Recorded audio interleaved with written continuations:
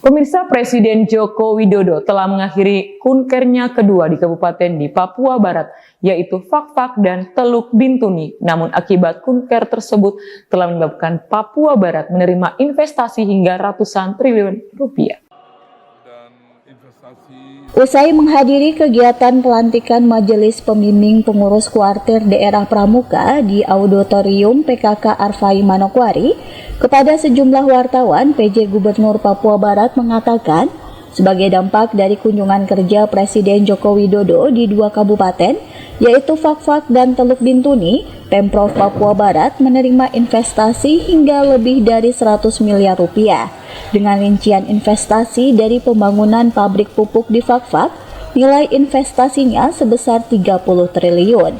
Sementara dari pembangunan tren 3 pabrik gas LNG Tangguh sebesar 70 triliun, sementara keseluruhan investasi di LNG Tangguh sebesar 150 triliun hingga tahun 2025 mendatang. Sehingga total investasi di dua kabupaten tersebut bernilai 180 triliun.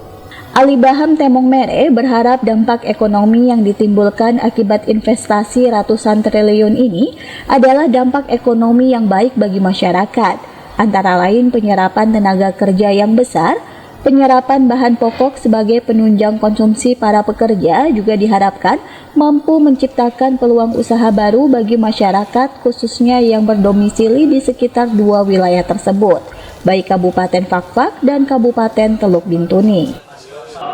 Dan investasi di groundbreaking atau pupuk Kaltim ini, pembangunan pabrik dan lain sebagainya, itu investasi 30 triliun di sana.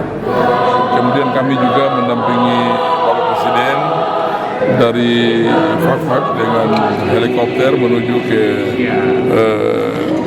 LNG Tangguh untuk peresmian Tren 3. Tren 3 juga terkait dengan Genting Oil dan juga kegiatan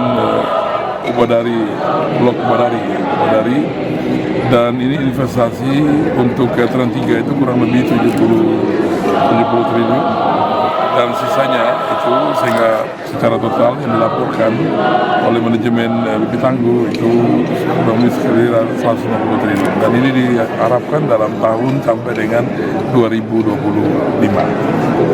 Nah, ini tentunya ini investasi dalam skala besar, dan tentunya kita berharap mempunyai dampak ekonomi yang besar atau luas untuk Provinsi Papua Barat, juga untuk masyarakat di kawasan itu termasuk masyarakat adat dan tentunya kabupaten di sekitar itu untuk bisa tentunya menyiapkan kegiatan tenaga kerja, kemudian kebutuhan pangan untuk kepentingan tenaga kerja yang ada di sana, dan ini tentunya ke depan Papua Barat ini menjadi daerah investasi nasional bahkan dunia.